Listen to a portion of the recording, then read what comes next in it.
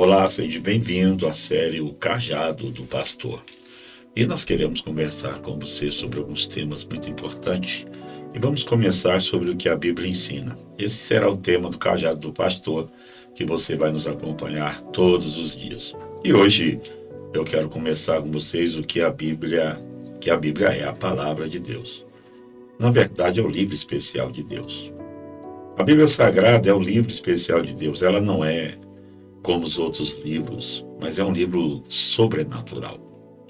Foi escrita por muitas pessoas diferentes, as quais escreveram através da inspiração do Espírito Santo de Deus. É só você ler a segunda carta de Paulo a Timóteo, capítulo 3, verso 16. A Bíblia é o livro mais vendido no mundo. Ela consistentemente vende mais do que qualquer outro livro. É o best-seller. A Bíblia já foi traduzida mais do que qualquer outro livro no mundo. Foi originalmente escrita em 3 línguas, hebraico, aramaico e grego. E a Bíblia que você tem foi traduzida por pessoas dedicadas a fim de que você possa ter a palavra, pensamento e plano de Deus em suas mãos. A Bíblia é também um livro mais antigo do mundo. Os trechos mais antigos da Bíblia elas remontam quase 4.000 anos ou mais. No entanto, ela é o livro mais moderno também do mundo. Ela se atualiza todos os dias, pois nela encontramos as respostas das maiores perguntas da vida. E quais são as maiores perguntas da vida? De onde eu vim? Por que estou aqui? E para onde eu irei? Essas são as perguntas que não quer calar. Muitos, embora a Bíblia seja constituída de 66 livros menores, ela tem apenas um início, ou um único tema central: o plano amoroso de Deus para resgatar a humanidade. Esse é o tema central, esse é o plano de Deus na Bíblia. Na frente da Bíblia você encontra uma lista de 66 livros que nele podem ser encontrados. A Bíblia é dividida em 2 partes apenas, Antigo e Novo Testamento. O Antigo Testamento nos fala sobre a obra de Deus com o seu povo antes do nascimento de Cristo. O Novo Testamento nos fala sobre o nascimento de Jesus e sua vida. Seu grande ministério de curas, perdão para os enfermos e pecadores, a sua morte numa cruz e sua ressurreição dos mortos e a sua ascensão ou seu retorno ao céu. Ele também nos fala sobre a continuação do ministério de cura e perdão através dos que ouviram após a sua ressurreição.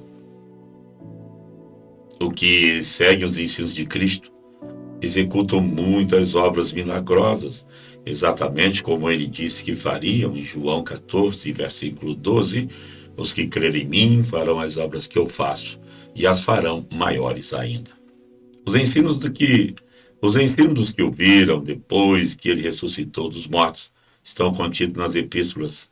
Elas foram escritas nos primeiros 50 anos após a ressurreição de Jesus e compõem cerca da metade de todo o Novo Testamento. Então, para você entender a Bíblia, você precisa estudar a Bíblia. O relacionamento mais importante que você pode ter nesta vida é com Deus.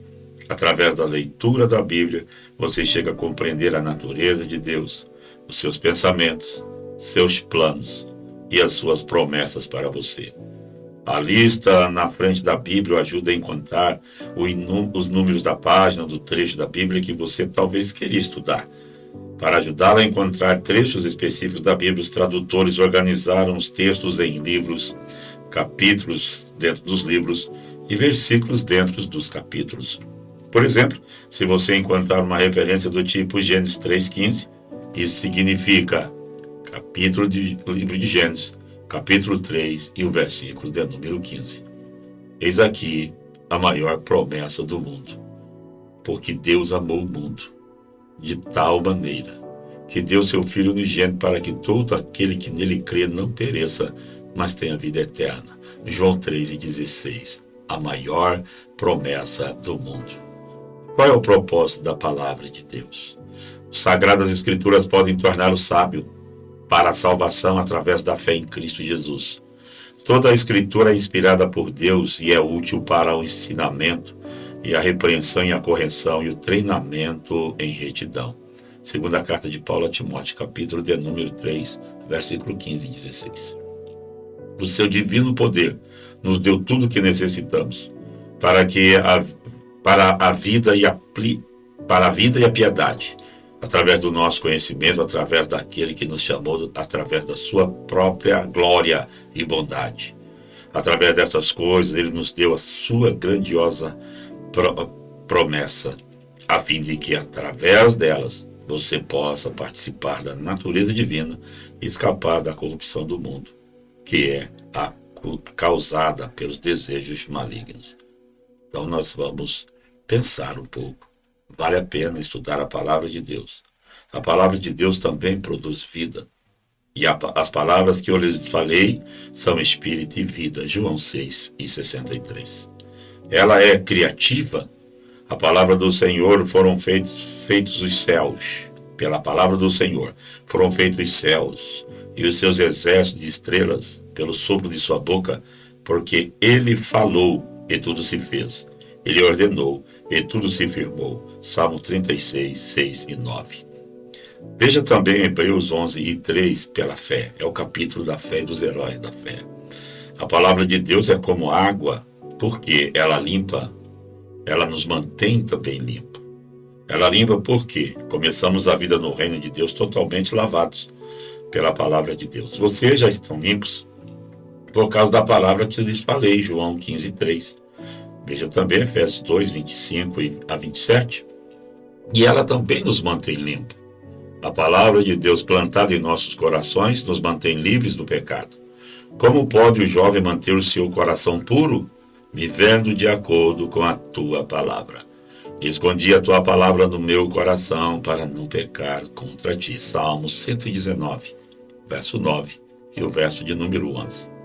A palavra de Deus é luz para as nossas vidas também.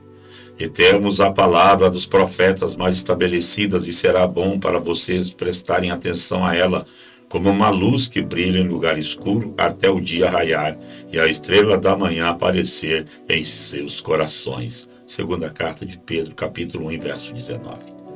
Ela dá entendimento no mundo de trevas. Os mandamentos do Senhor são radiantes e iluminam os olhos. Salmo 19, verso 8. A tua palavra é uma lâmpada para os meus pés e luz para o meu caminho. A entrada das tuas palavras dá luz, e ela dá entendimento aos simples. Salmos 119, 105 e 130. A palavra de Deus é comida espiritual. Jesus respondeu, está escrito: o homem não vive só do pão, mas de toda a palavra que procede da boca de Deus. Mateus 4, verso 4. Ela produz um crescimento espiritual. Irmãos, não pude falar com vocês na qualidade de pessoas espirituais e sim carnais, meros bebês em Cristo. Dei-lhes leite, não alimento sólido, pois vocês não estavam prontos para isto. Primeira carta de Paulo aos Coríntios, capítulo 3, versículo 1 e 2. Semelhantemente, a bebês recém-nascidos, desejem ardentemente o puro leite espiritual, a fim de que vocês possam crescer através dele em sua salvação. 1 Pedro, capítulo 2, versículo 2. O objetivo de Deus para cada um de nós é expresso em Efésios 4, 12 a 15. Para que o corpo de Cristo possa ser edificado através de que todos alcancemos a unidade na fé e no conhecimento do Filho de Deus e nos tornemos maduros, alcançando a estatura completa da plenitude de Cristo. Mas a palavra de Deus também é uma semente. Em Lucas capítulo 8, versículo de número 14 e 15, Jesus contou aos seus discípulos a parábola do semeador. No versículo 11, ele disse: a semente é a palavra de Deus. Então, a vontade de Deus para as nossas vidas é que sejamos frutíferos. Salmo capítulo 1, verso 3.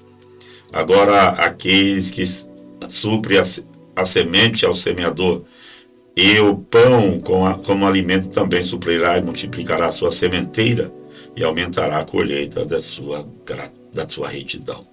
2 Coríntios capítulo 9 e o versículo de número 10. Bom, então a primeira parte, você precisa entender um pouco sobre o que a palavra é. como ler e como meditar. Isso fará com que você cresça espiritualmente e muito bem.